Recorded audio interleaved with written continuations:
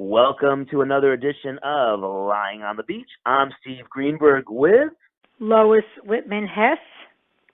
And today our guest is not nearby. She's far away, and I'll explain why, because it's Loren Pomerantz, who is living the life so many of us dream of. I'm certainly one of those people. I want to be living her life without any stomach problems, of course. There's a lot of traveling involved. We'll explain that in a little bit. A successful public relations agent at the age of 50, this New Yorker decided to give herself a gift that would change her life forever. Loren joined a travel network called Remote Year that allows you to live and work with other professionals for 4 to 12 months in different cities around the world.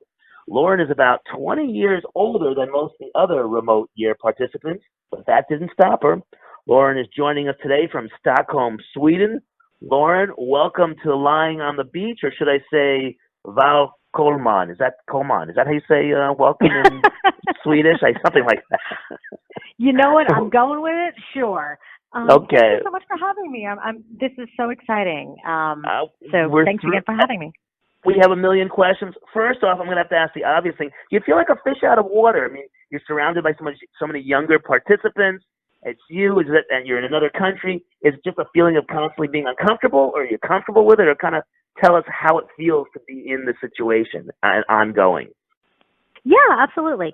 So, when I first started the program, I think my anxiety about being an outsider was enormous. But once I got there and I realized that everybody was in exactly the same boat as I was, it ceased to be so dramatic. Everybody was new. Everybody came from somewhere else. Nobody knew anybody else. We all knew that the 50 of us were going to be thrown together for a year, living and working and traveling together. And it was just a great equalizer because we had the same accommodations for housing and for working and for travel. So the years sort of melted away, and you just found the people with whom you were most compatible and had the most fun with, and it mattered so very little. I find the whole thing so amazing. So do you know ahead of time, like, I'm going for the year, I'm going to these 10 cities, or do you go to one city and from there you guys decide to go to this city? How does it work? Is it like a scheduled thing, or is it figured out along the way? Or So what they do is they present you. So there's a group that leaves. Well, when I started this back in September of 2017, they were only 1-year programs. Now they run them for 4 months at a time, or 6 months at a time, or a year at a time. But at that point, they gave you the schedule, and they gave me the option to leave in July with a certain itinerary, or in August with a certain itinerary. And I chose the August itinerary. And they told you exactly what cities you were going to be in on exactly what date. So we ended up with 12 cities in 10 countries across Europe, Africa, and South America. Now, the one that I didn't choose was in Asia. There were 4 months in Asia, which I really wanted to go to. But from a work perspective, I was really, I was just apprehensive about how that was going to work. And since I had not been to the places, or most of the places on the list for the August one, I figured, 6 of one, half a dozen of another. I'll take the one that has, frankly, the easier time zone schedule. So, Loren, explain to our listening audience what Remote Year is. Just, 2 sentences, 3 sentences, so they get sure. It's almost like a tour that is all put together for you. Everything is planned out. You pay the company like a couple $1,000s a month. It is not very much. And they give you housing, they give you an office space, they give you the transportation to the next location, and a bunch of local events every single month. And you just show up, and they take care of everything. And at the end of 30 days, they tell you, they give you a plane ticket, they pick you up, they take you to the airport, and they bring you to the next location. So everybody works remotely. I work for myself. Some people had, certain agreements for the companies to be able to do it. So everybody sort of had a different setup, but it was all remote, and it was really, really easy. It sounds so much more complicated than it is. You sort of just get up in the morning and you do what you would normally do, and you go to work and you come home and you figure out where the grocery store is, and then you live your life. Now, you once explained to me that Remote Year really taught you how to be on the road, doctors, financials, communications, technology. So it was a real education in addition to the travel and the people. Absolutely. You have to sort of rethink how you do everything. And even for those of us that do a lot of stuff online, you have to figure out how to do literally everything online now. And so, figuring that out in terms of your insurance and, all of your bills and, what cell phone plan to get, that takes a little bit of time. But you do it. And now I'm able to apply it to my remote year is over, but now I'm still traveling quite a bit. And I just sort of pick up where I left off with all those things. So does remote year teach you that? Who taught you how to do everything? So remote year was great. They gave us a guide about certain options. So I needed travel health insurance because my health insurance doesn't insure me outside of the U.S. So they gave us suggested companies and suggested plans that other people had used. So that was a really good guide because that's so confusing. Even getting insurance at home is confusing. So try getting it abroad is really complicated. My health insurance doesn't cover me in the United States, so I would need to.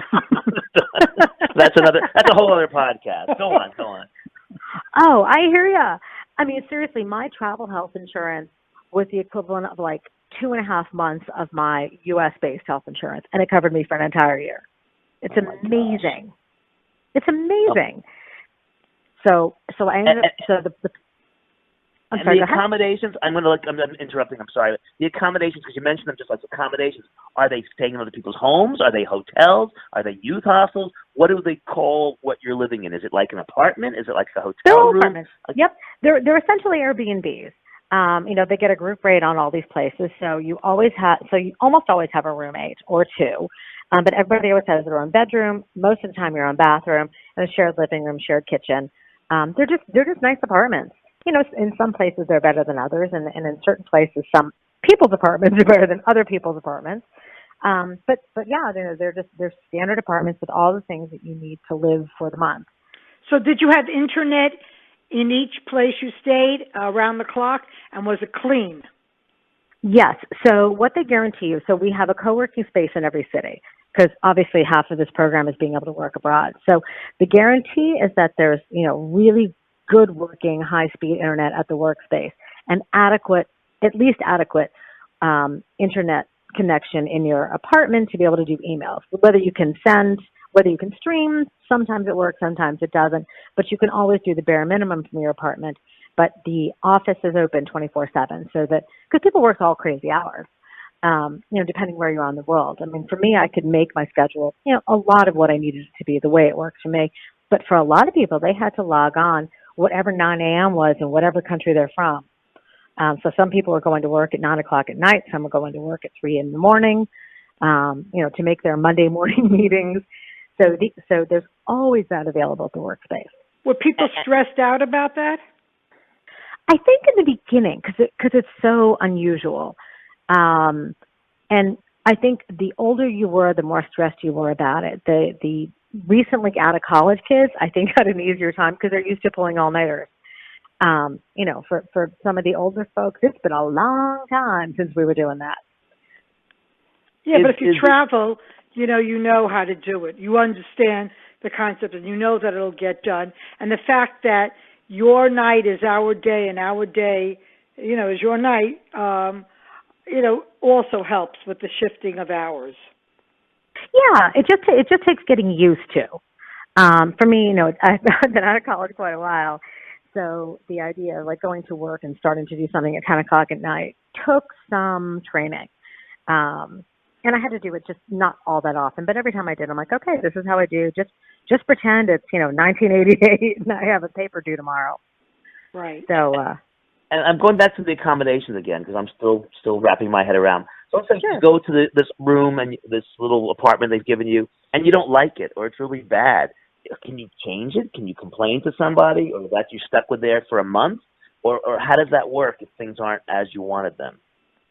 Well, so part of the deal is kind of accepting the ups and downs of it. The apartments, for the most part, are completely adequate and they're fine. There's never anything terribly wrong with them. Some are nicer than others. If there is a problem, like we had a problem with our plumbing in Lisbon, and they put us up in a hotel for a few days while that got fixed. But basically, you get what you're given unless there's a big problem. Now, the amazing thing about this is there was 50 people in our group, and we had 2 people that traveled with us from the company that took care of all of our problems. We had two program leaders who traveled with us and answered all of our questions. And you have a problem, for example, with the plumbing, I send Sarah a message, and she figures out how to get a plumber over there. And in every city, in addition to the program leaders that travel with us and take care of all that, there's local reps, in every city that has the hookup for, the plumber, the doctor, the whomever. So there's always somebody to ask and to get these and help fixed. you with language problems and whatnot. They're there for that as well, I guess. Yeah, sometimes. For if it's really dire, but we've got Google Translate, so that's what you use most of the time. So, Loren, tell us, why did you decide to make such a trip? What's going on in most of people's lives that they decided to pick up and leave? Yeah, well, I think everybody was at a different point in their lives and had different reasons. For me, it was as simple as I was coming up on my 50th birthday, and I wanted to do something really fun. So I was thinking about taking, a grand trip somewhere. So I started, Googling safaris and in Africa, and maybe a trip to the Sahara Desert or someplace in Asia or Bali or something. And this ad popped up, and it was for Remote Year, and it basically said, do you want to travel the world with 50 like-minded people? And we basically take care of all the details. I'm like, well, wow. I do. That's... And then I looked at the website, and it was clear that this was for millennials. So I, turned it off, turned the page. I'm like, forget it. This is just not for me. I'm a middle-aged broad here. There's no way. But you know what happens once you click on these ads, they start popping up all over the place. So all of a sudden, every time I'm on my phone or I'm online, another ad keeps coming to me. So I start looking at it a little bit more seriously, and I start thinking, well, why the hell not? There's no reason I can't do this. I'm super immature. There's no reason I won't get along with these guys. Mm-hmm. So the more I thought about it and the more I read about it, the more appealing it became. And so then I reached out to a couple of people who had done it. They had blogs about it. It's pretty easy to find. A lot of people blog about their experiences. And I sent emails to a bunch of people who were on the older side, just asking them some questions about it. Because I'm like, this can't be this good. It just can't. So I got some really positive feedback. And so I'm like, all right, fine, I'll apply. And at the time, I'm not sure what the numbers are now, but at the time they said they had something like 600,000 applicants for 2,000 spots. So I'm like, well, I'm never going to get in anyway. So I filled out this sort of dopey application, which was, how do you get along with people, and, what are your life goals? And, if you were a tree, what kind of tree would you be? So I filled out this silly application, and they sent me a thing back saying, we're interested. Would you like to move to the next level? So I went through a couple of rounds of interviews, and then I got in. How long did it take you from applying to getting in, to actually getting on a plane and going? So let's see. Well, I got from the time I started my application to getting in was really only a couple of weeks. Few people on my trip, it had taken them a couple of months to get in, and I'm not sure what the holdup was. I think they looked at me and said, you know what, she's 50 years old. She's not going to be a problem. She can pay the bill. She's not going to be crying for her mom. So fine. She's like, that's an easy slot to fill. Right. So I got accepted, and I sent in my deposit on exactly my 50th birthday, which was May 12th, and I left on August 27th. Wow. So there's my birthday present. Loren, what about missing family and friends? You're away for a year. Obviously call and FaceTime, but it's not the same thing as going out to dinner with your friends and family and whatnot. Was that a problem? In the very beginning, that first month, of course, you're feeling disconnected, and you're away with 50 people, and everybody's on good behavior, and you're still, it's harder to make deeper connections. So you are really missing the people with whom you can have the deep conversations and who really understand you and really know you. And I was fine for the first 2 weeks, but that sort of biological, it's time to go home, my 2-week vacation is up thing, Right. like kicked in. And all of a sudden I went, oh my God, I'm not going home ever. And I had and I had a little bit of I wouldn't say a breakdown, but like just a little like come to Jesus meeting with myself going, okay, you've got a choice to make here. You did this because you wanted an adventure and you wanted something new. And there's nothing bad about this. Your friends will still be there. Your job will still be there. After so many years of living our lives, we know not that much changes in a year. So just because things were moving so quickly for me didn't mean the rest of the world was moving so quickly. Everybody was exactly where I left them, doing the same things. I can pick back up when I got home. And I had a little talk with myself and decided at that point that since I was definitely staying, I had to start really looking deeper into the group for my good friends. I'm friendly with everybody, having a great time, we're partying like crazy people. But if I was going to survive the rest of the year, I was going to need some deeper connection. So I started looking around and reaching out to the people that I thought that I was going to connect with best and who I might have, a longer lasting, more intimate relationship with. Because I needed, a solid friend base there, just as I do at home. And the amazing thing about this is everybody was doing the same thing. Like I said, it's the great equalizer. Everybody's in the same boat. Everybody's looking for friends. Everybody's looking for their connections. And I made some amazing choices. So, these people are still my friends to this day. It's been, 2.5 years. I'm in Europe right now because of them.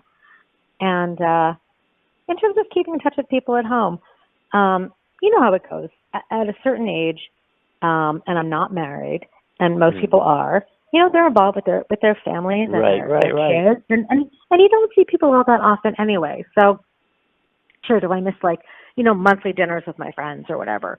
Yes, but you can easily make that up. But there's also 30 other days of the month that you're either talking on the phone or texting. The same thing you can do from Croatia or Bulgaria or South Africa. So it was a little bit of a shock at the beginning, and then it just became just regular life. I can think of lots of people who are craving something like this. They may not even know it, but I think it fits so many people out there who want this kind of adventure. And it does feel like an adventure. And the cities that you went to, the countries you went to, were they all one wonderful adventure after another, or was like, I hated the month I spent? Because, if you don't like a place, you're going to be there for a month or more. Were there moments like, oh no, I can't take Lisbon for another day or anything like that? There were a couple that were just totally huge bummers. Sofia, Bulgaria in December, I wouldn't recommend to anybody. Okay. I'm sure it's great in the summertime and it's beautiful, but in the winter it just blows. Yeah. It's cold, it's dark. The people were really unfriendly. I kept getting thrown out of cabs. I don't know why. I think I got thrown out of 60% of the cabs I got into. I'd tell them where I'm going, and they'd be like, "No," and throw me out in the cold. So, oh my gosh, that was not a particularly positive experience. And we went to where was it? Cordoba, Argentina. Don't ask me why. There's nothing there. I think there's nothing there. We did a city tour, and they brought us by an empty city pool as like one of the things, as like a landmark. None of us could figure out what we were doing there. And you're there for a month? You're there for a month? I was. Well, I actually took off on my own and went to Chile for about a week. I just had it. So I booked a flight to leave the next day for Santiago. So I went to Santiago, and then I went to Valparaiso, Chile, and just started bopping around by myself and met up with a couple of friends there. And you could drop in and out on this plan? Yeah, well, the thing is, you pay your money. What you do once they receive your cash, it's up to you. So makes sense, sure. Loren, tell us, how much about is this thing to do, and how much extra money did you need for the year? So for me, so it's $2,000 a month. It's $5,000 up front, and it is $2,000 a month. So the whole thing comes out to and $2,000 of that $5,000 deposit goes for your last month. So in total, it's $27,000 for the year. And that includes your flights, your transportation, and your housing. That's all you're getting. Yep. And having a guided person there that you can talk to. And a bunch of events. So it takes care of your housing, your transportation, the workspace, and a bunch of local events a month. So, yeah, like your co-working space. So that's incredible. Particularly if you're a little bit older and it's not that big a deal. For some of the kids, they ended up dropping out because they couldn't afford it. But, for more mature people, it's pretty easy. It's certainly less than we spend, monthly in New York. Yeah. So tell me, how much extra did you spend? Did you figure, so it cost you about $30,000 a year for a remote year, and then how much extra do you think you spent, or you don't know? Let me guess. I mean, the thing is, things are pretty cheap because we are in relatively inexpensive places, and you're doing everything collectively. So even all like the side trips that I did, like we'd go to Machu Picchu or went to the Sahara Desert or went to wherever we went, it's always in a group and you're always getting an Airbnb. So you're probably never spending more than $30 a night, in a place to go. I mean, wine is cheap and really what else do you need? So I probably spent another $25,000 maybe $30,000. Yeah, that seems reasonable. And and that's flights to all sorts of other places and travel to all sorts of other places and accommodations in other places. And food. And food and wine and experiences and, museums and safaris and skydiving and shark diving and, all sorts of crazy things. Balloon rides over the Teotihuacan pyramids in Mexico. So, and all that stuff adds up, but it's worth it. So tell us about the other people. Lois, on what? For me, it'd be a little bit cheaper because I could deduct the skydiving. So I'm not and the wine. I'm saving Loren money. would be very disappointed in the amount of wine that you consume. Oh yeah, and the wine. I'm saving a lot on wine. He would only be saying to every place, "Do you have iced tea? And do you do refills for free?" Well, and is it bottled water? I need bottled water, please. Bottled water. And trust me, Steve would be an asset on the trip because he would find the inexpensive things and everybody would be following him saying, "Oh my God, free iced tea. Let's do that." And also, if I got sick, everybody say, "Oh, where did he go last night? Let's avoid that place." Because I'll be again. So Loren, it's very interesting. Tell us about, just for a short bit, the other people. Were these crazy people? Were they rejects? They just come out of an insane asylum? Were they married? Did some of them, try to, do bad things to themselves on the trip? What was the complexion like? What is Lois thinking? I don't even understand. Lois, I hate to tell you this. I'm gonna so dash your dreams and your expectations. Everybody was so surprisingly normal. They all just wanted an adventure. They were all just looking for something. Right. Exciting to do. And for the most part, I would say there's sort of two categories of people on this trip. There were the few of us that were 40 and over, and there was like a handful of people, not very many. And then there were the ones that were essentially 32 and younger. And the ones 32 and younger were the ones, I think, trying to get in sort of their last hurrah before they took on that next big job. They got married, they had children, all of that stuff. And then there was those of us on the other side that a lot had already done that, or, we're just sort of on the other side of it. We're like, okay, let's have some fun. We spent a lot of years doing the right thing. Now let's have some fun. So who were these doctors? Were there IT people, teachers? Yeah. Who are these people? Well, we had one psychologist, and she would do her sessions over the internet. So that's the only doctor we have. But the rest were mostly tech people. There were a lot of writers. There were a lot of programmers. There were a lot of people who call themselves project managers for whatever that means exactly. Right. I still don't really know. Right. I don't know. How old was the oldest person? Me. Oh. You're so insulting, You're young. You're so insulting. Think before you ask a question, please. I wonder if there was someone in their 60s or 70s or 80s. Well, I didn't know how old they went. No, so I was the oldest person in our group. I mean, so the other day I on a whim went to Valencia, Spain, and met up with a group there. And they have somebody in that trip. She's 58. So, it ranges. Good. But for our group, I was the oldest, and I think I was the oldest person who had done it to date. Now I think it's attracting some older people, which is great because it's so much fun. And it's so easy. Loren, tell Steve, weren't there some married people? There were no married people. We had one couple who they've been together forever, and they're actually getting married in March. I'm going to their wedding. Two good friends of mine. So they actually got a cut rate if they share a room and share a bed.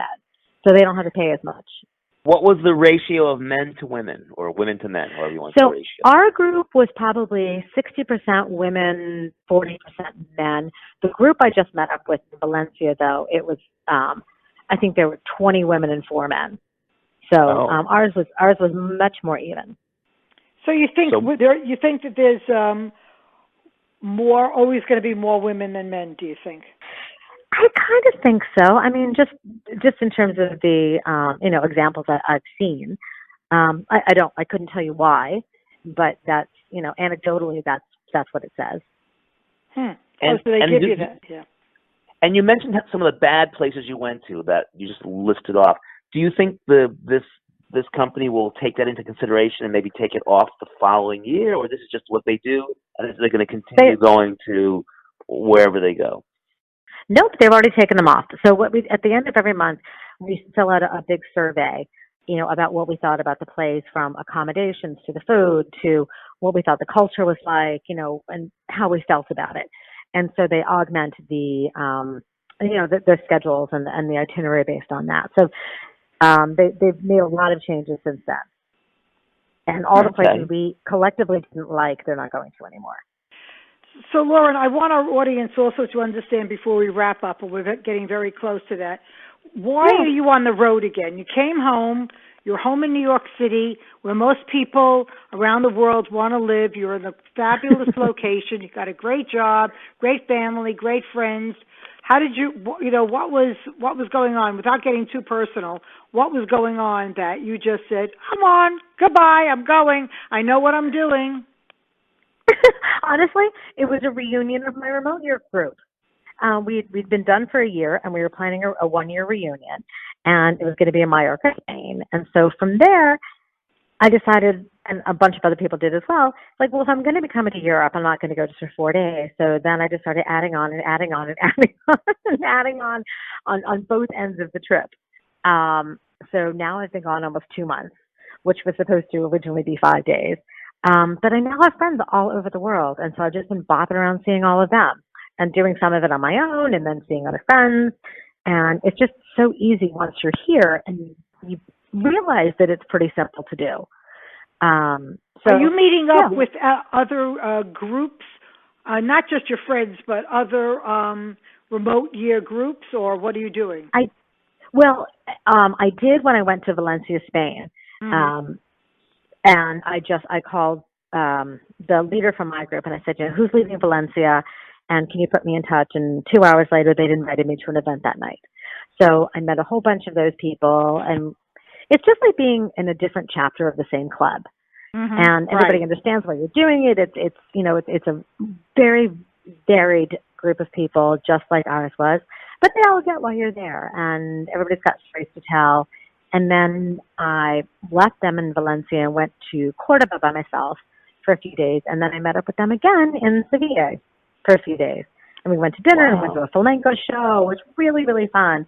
And from there, I went to Madrid to meet up with a friend of mine from my group who lives there. And from there, I have a friend not connected with Remote Year who is in Stockholm. So I came here to see her, and another friend of mine from Remote Year who happens to be here. I'm going to have dinner with him in about 20 minutes.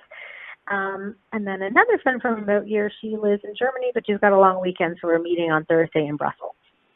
So there's nothing like, as far as I'm concerned, even when I travel, there is such a difference in going to a city, a village, a country where you don't know anyone and you're walking around on the outside looking in, compared to knowing someone, and immediately you feel, whether you like the place or not, that it's, like your second home. That's very true. And the thing is that for a lot of people, they're new to these cities too, so there's a little exploring that you can do together. So you're never really on your own, and it's always just that much more fun. So that's the part that I enjoy.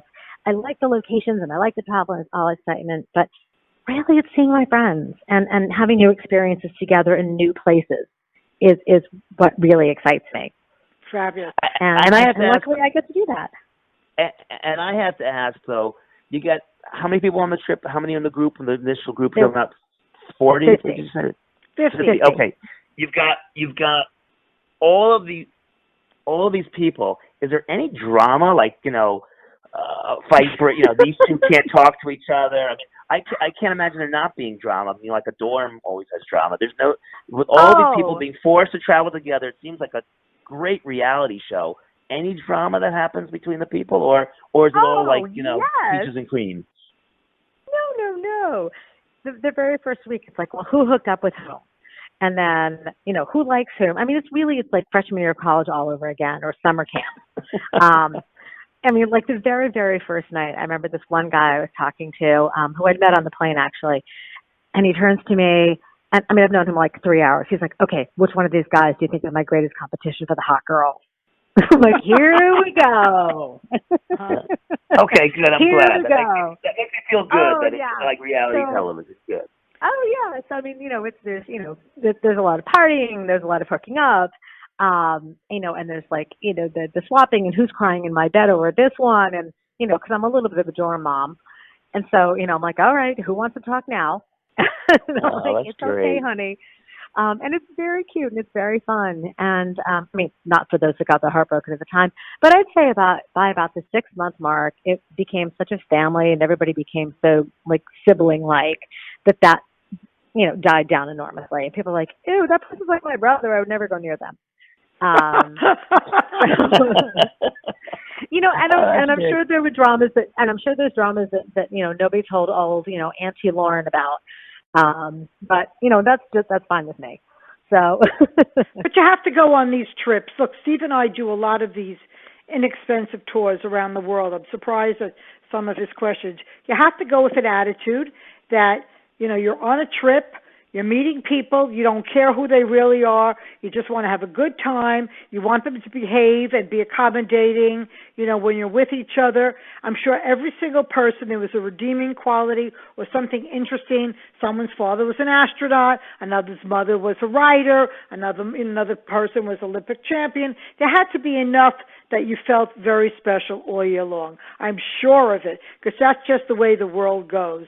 But you have to be ready for adventure, and whatever comes with it, comes with it. And it's not forever. And you go on the internet and you just go to another space or something. That's very true. And the thing is, and to your point though, I think they are people who have signed up to do this. So it's a self-selecting group of people that are up for the adventure, that are probably easier about a lot of things than somebody who this doesn't appeal to would be about. So the accommodations aren't great this time. The flight's not going well, or, something goes wrong. It's like I said, it's a self-selecting group of people that are willing to go on the adventure. And you're right. And everybody's got something interesting about themselves.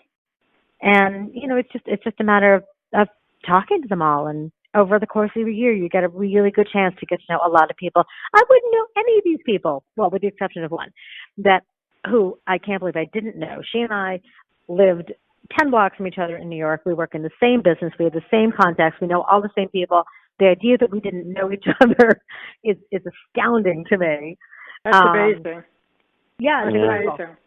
But the others, there's no way I would have met. I mean, like I said, I'm at least 20 years older than most of them anyway. So, and they're from Australia and from India and from Germany and China and, all over the place. So, I can't give enough credit to the remote year people for creating this thing and for accepting me, and it was just a tremendous adventure. And like I said, I've made so many friends. Yeah. We learned about a new resource, Remote Year. I think it's definitely something if you're looking for a real adventure, this is the way to do it. I think it's terrific. I'd recommend it to anybody. It's not nearly as hard as you think it is. So, Steve? So I think that on that beautiful note, thank you very much, Loren. We appreciate it. Or in Swedish, I think the word for thank you is tack. Thank you very much. And see, I'm trying to get some Swedish in there. And I'm Steve Greenberg with Lois Whitman-Hess. And we've been Lying on the Beach. So long. Bye-bye. Thank you, Loren. Thank you.